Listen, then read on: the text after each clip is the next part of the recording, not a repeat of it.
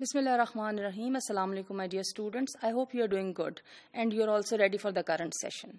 As far as the current session is concerned, this is about the vowel sounds in Old English.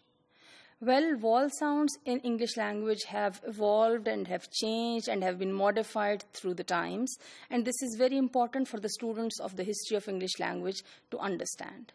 I hope by the end of this session you would be able to understand and you would be familiar with the placement of vowel sounds in the pronunciation system of Old English.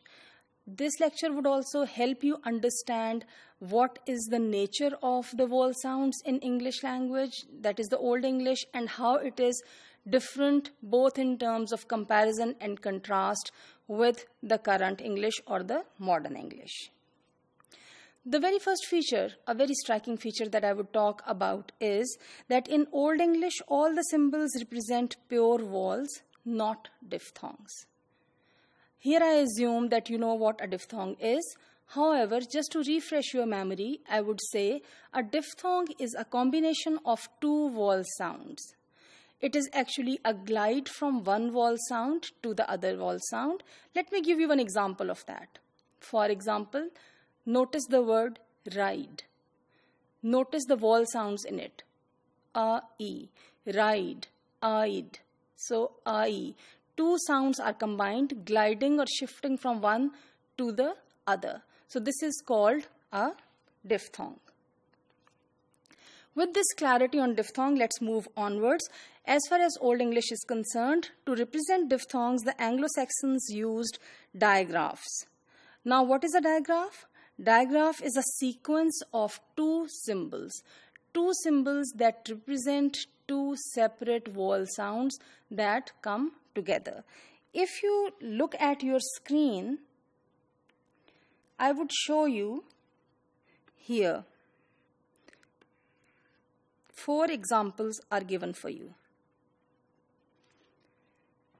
In all these 4 encircled examples, you can see the combinations of these vowel representations, E and A, E and O, E and O, and E and A. So this is how they were used in Old English. The spellings E and A and E and O probably represented the pronunciations A and A, and E and O, or perhaps E and U. They too could be either short or long. Well, here I would pause for a while and I would discuss what do I mean when I say short and long sounds. Well, if you notice the modern day English language, you would realize that certain words, for example, copper, O, opper, O, a shorter sound. Notice it in comparison with cooper, U, U, longer. O and U, like in cool, U. So there are two different lengths, short one and the longer one, that are used as two different, vowel sounds. But when we compare it with Old English, we would notice that there was only one symbol that would be used for that, and the length would not be indicated through that. So the spelling E-O, I-O in the diagraph, that is in the written form, and in the pronunciation E-O, appears mainly in early texts where it appears to represent a distinct diphthong, which later fell together with the sound represented by the diagraph E and O. So this is one of the changes that came in Old English through the times, and as it has reached to us, it is now different.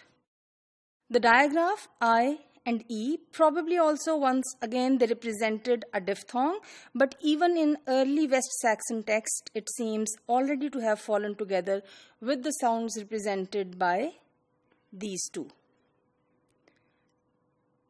I and Y, that is E and A. Non-West Saxon texts also use the diagraphs O and E. Here I am pointing it out for you.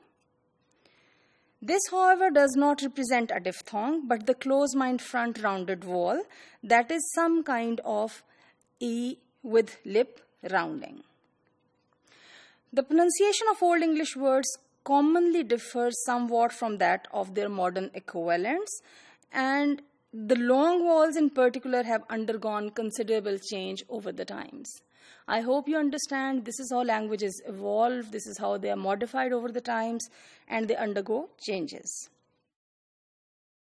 I would close this lecture by giving one example and discussing that is of the word stone in modern English. Again, here if you look at your screen, modern English word stone.